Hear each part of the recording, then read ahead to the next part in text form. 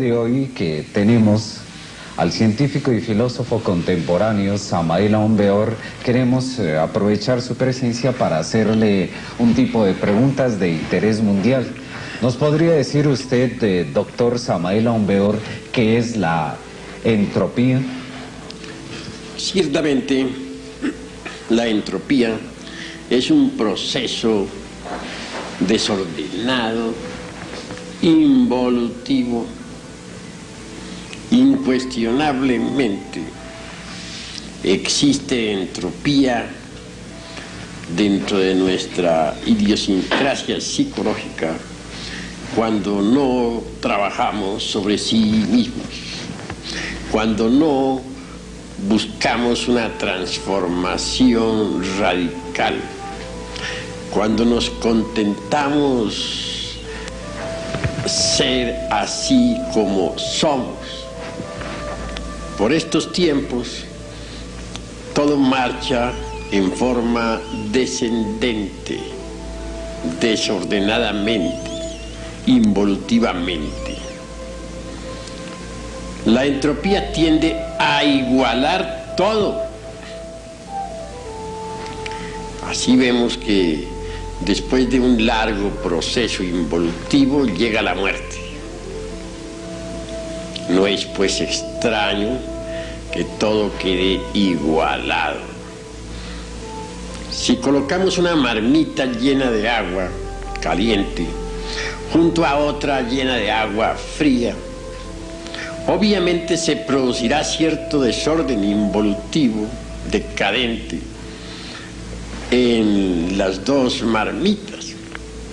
Al fin, después de todo, quedan completamente igualadas. En forma análoga diremos que si nosotros no trabajamos sobre sí mismos, si no buscamos una transformación radical de toda nuestra idiosincrasia psicológica, a la larga, los habitantes de este planeta Tierra quedaremos todos igualados. Seremos la muerte misma.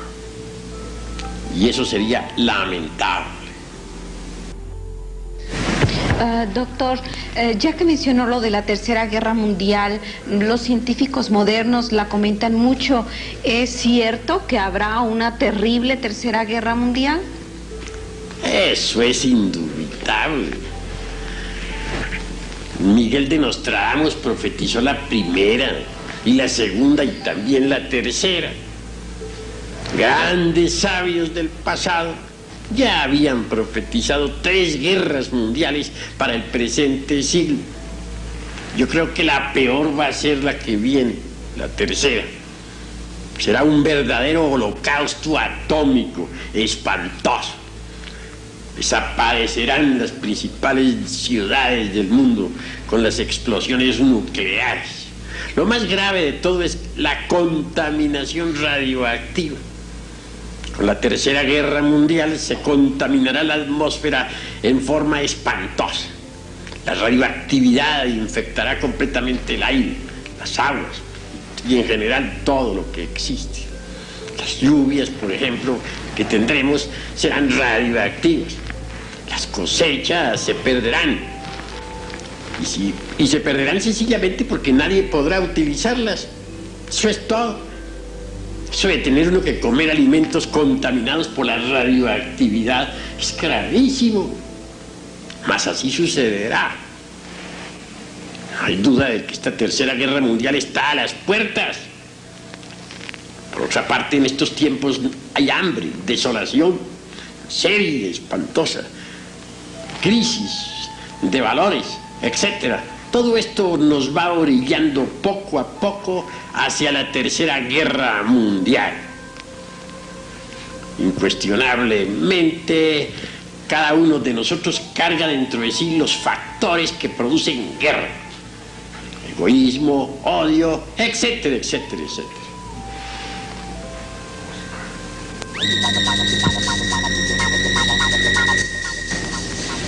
¿Nos podría decir, doctor Samael Aumbeor, cómo van a intervenir en esos momentos de conflictos mundiales, ahora que se habla tanto de los extraterrestres, si ellos van a intervenir en nuestro favor o por el contrario van a ayudar más a nuestra destrucción?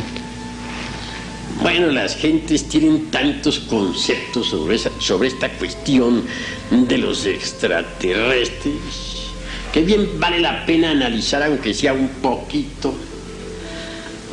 En nombre de la verdad diremos que los extraterrestres existen, aunque los escépticos duden. Esto de los extraterrestres está ya completamente demostrado. Ahora, en lo que a mí atañe, les tendré que decir que a mí me consta la existencia de los extraterrestres, porque yo estuve en contacto personal en el Distrito Federal, allá en el desierto de los Leones, con una nave de viajeros intergalácticos. Nunca he contado estas cosas, porque no veo motivo como para estar relatando esta historia a todas horas. Ahora bien, lo que sí quiero decirles a ustedes en forma enfática es que ellos quieren ayudarnos. Y no tiene nada de raro que tengan que intervenir en el momento en que nosotros nos precipitemos en el gran holocausto atómico. Ellos siempre han ayudado a la humanidad. Surcan el espacio por todas partes. No es la primera vez que nos visitan. Siempre nos han visitado y siempre nos seguirán visitando. Indubitablemente no pueden dejarnos abandonados. Tendrán que intervenir para ayudarnos. Son hombres en el sentido más completo de la palabra, pero hombres verdaderos. Hago cierto énfasis en esta afirmación porque sucede que nosotros los terrícolas somos más bien animales intelectuales.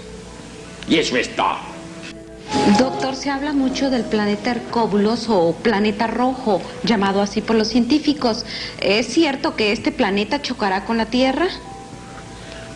Bueno, lo que usted está diciendo está ya debidamente comprobado en todos los observatorios del mundo. Mas quiero aclarar que el choque será de tipo electromagnético. No es un choque físico de masas. Es claro que si el planeta Hercóbulos pasa demasiado cerca de nuestro planeta Tierra, tiene que producirse una catástrofe. Sucede que Hercóbulos es un mundo gigantesco. Podríamos aseverar que es varias veces más grande que Júpiter, el titán de nuestro sistema solar. Y al pasar cerca a nuestro mundo, tendrá que producir una revolución de los ejes de la Tierra. Entonces los mares cambiarán de lecho y las tierras actuales se sumergirán entre el fondo mismo del océano. Mas antes de que venga la catástrofe esta de la revolución de los ejes de la Tierra, el fuego entrará en actividad. Indubitablemente, conforme Hercóbulos se vaya acercando, el fuego líquido que existe en el interior de nuestro mundo saltará a la superficie. Y entonces aparecerán volcanes en erupción por todas partes, acompañados de fuertes terremotos. Y caerán todas las grandes ciudades del mundo. Nueva York, París, Londres, Buenos Aires, y hasta nuestro querido Distrito Federal en México. Nada se salvará de la hecatombe. Los que no crean, pues que no crean. Hechos son hechos y ante los hechos tendrán que rendirse. Así pues que Hercóbulos se acerca, ya está a la vista de todos los observatorios del mundo. Ya existen mapas estelares donde se nos muestra la órbita de Hercóbulos. Pertenece a un sistema solar llamado Tilu. Y es obvio que tendrá que pasar muy cerca de nosotros, tal mundo. Es demasiado gigantesco y tiene que producir en nuestra Tierra terribles convulsiones. Así pues, Hercóbulos traerá el duelo del fuego y del agua dentro de nuestro mundo. Y todo lo que actualmente existe dejará de existir dentro de poco tiempo. Que las gentes no crean, que se ríen, ¿qué importa a la ciencia? Y que a nosotros, escrito está que el que ríe de lo que desconoce está en el camino de ser idiota. Esta es una terrible afirmación. Así pues, en nombre de la verdad tengo que decirles a ustedes que Hercólogos está cerca.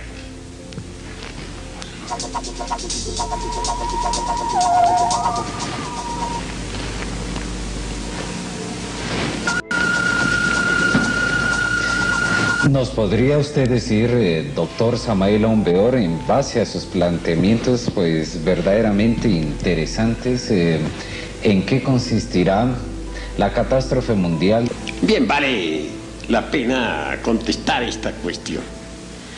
Indubitablemente, dice Miguel Nostradamus, famoso astrólogo, que cuando Hercólogos se acerque, se verá en el cielo como 2 soles, y esto alarmará a las multitudes. Con el acercamiento de Hercólogos, la gente se pondrá excesivamente nerviosa. Obviamente las ondas electromagnéticas de tal mundo son poderosas. Cuando esto sea, ya la Tercera Guerra Mundial habrá pasado. Entonces, nuestro planeta por esos tiempos estará muy cargado de radioactividad. Dice Miguel de Nostradamus que con la llegada de Hercólogos, todo lo que actualmente existe dejará de existir.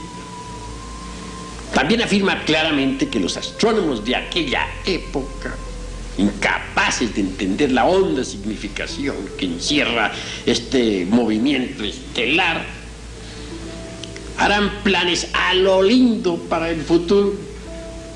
Tendrán bellos sofismas de distracción, que entonces las gentes confundidas por los sabios terrícolas no tendrán ni la más remota oportunidad de defenderse.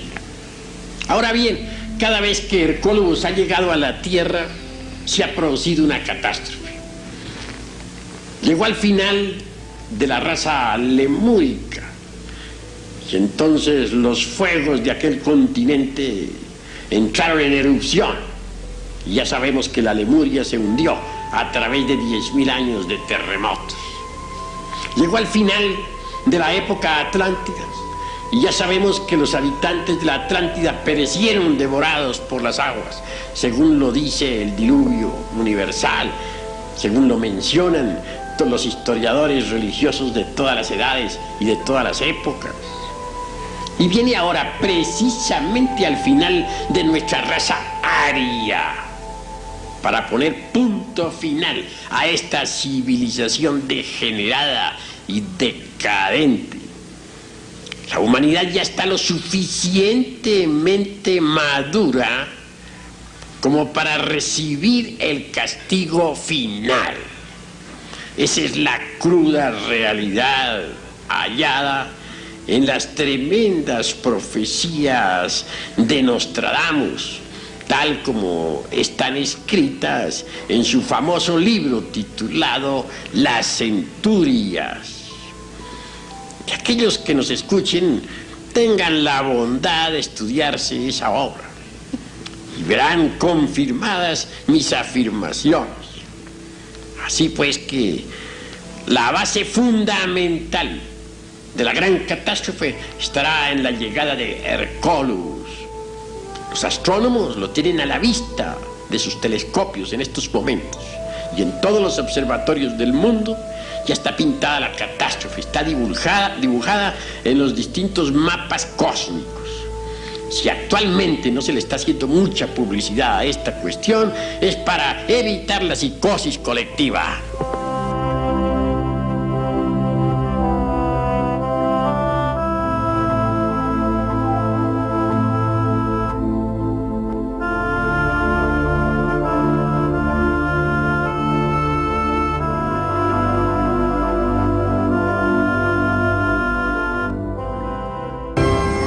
Existen 2 clases de momias, las momias vivas y las momias muertas. ¿En qué se diferencian estas?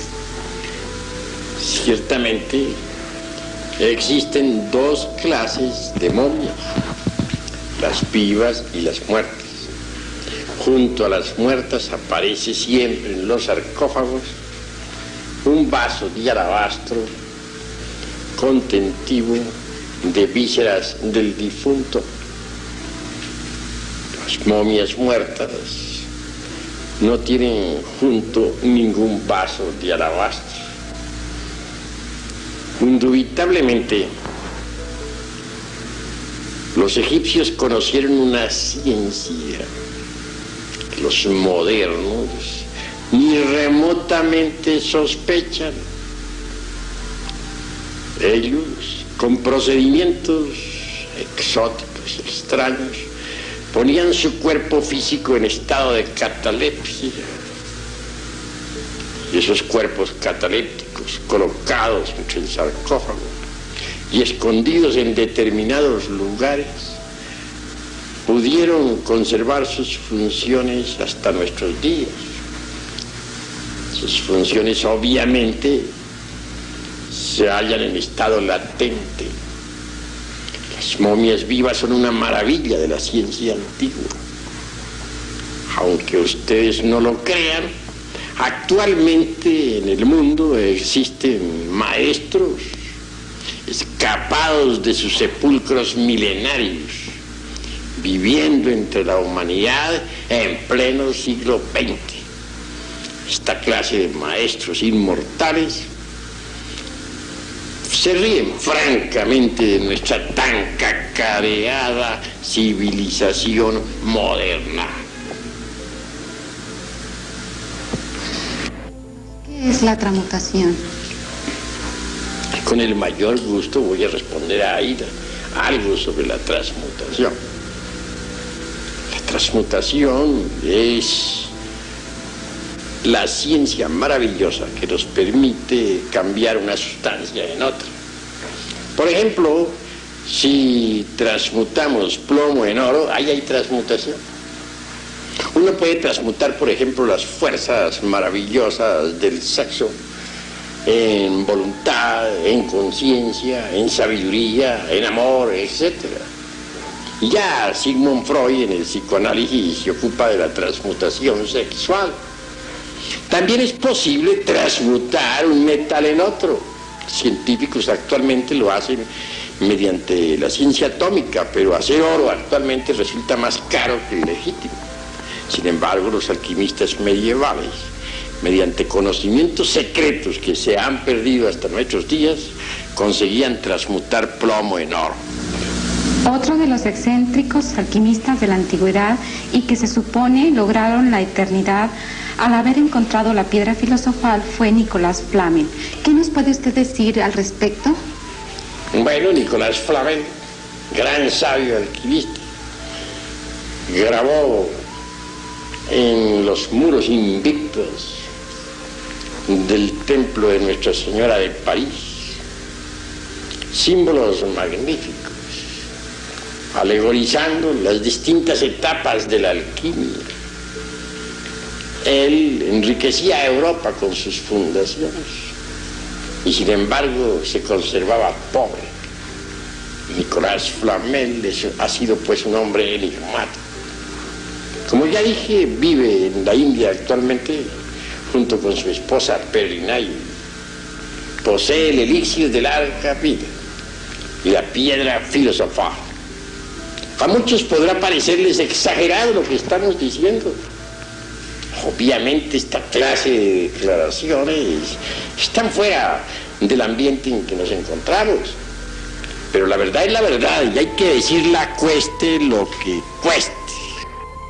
Mucho se ha escrito en revistas como Duda, Testimonios del Insólito y otras más que circulan en la actualidad, dando una gran variedad de explicaciones y hasta contradictorias afirmaciones sobre el enigma de la esfinge egipcia. Díganos usted, doctor, como conocedor de estas ciencias antropológicas, ¿cuál es el enigma que encierra la esfinge?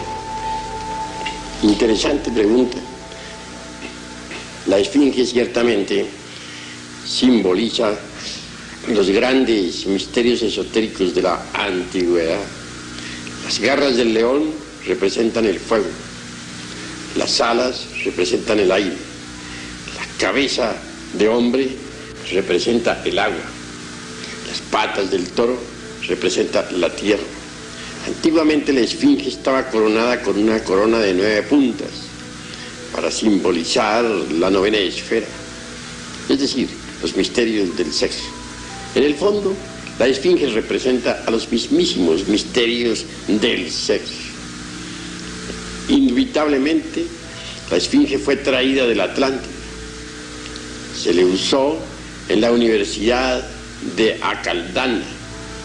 Estuvo en el sur de África, que antiguamente se llamaba Grabonce, y posteriormente se le estableció definitivamente en Egipto. El Colegio de la Esfinge se dedica a los misterios esotéricos de la naturaleza y del cosmos. Por eso es grandioso el Colegio de la Esfinge. Nostradamus se dice que estudió en el Colegio de la Esfinge. Todos los sabios de la antigüedad conocieron tal colegio.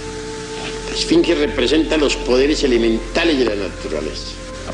Se nos ha dicho con gran acierto que la contraparte sutil o espiritual de esa esfinge que vemos allá en el Egipto es un deituso muy especial que en sí mismo contiene los secretos de la vida y de la muerte. Bajo la esfinge existe un templo secreto en el que están los 22 arcanos del tarot. La puerta de entrada, muy raros son los que la conocen. Bien vale la pena que estudiemos siempre los misterios de la esfinge. Ella permanece allá en el desierto, aguardando ser descifrada. En el fondo, la esfinge es el hombre mismo. Y esto es bastante interesante de por sí.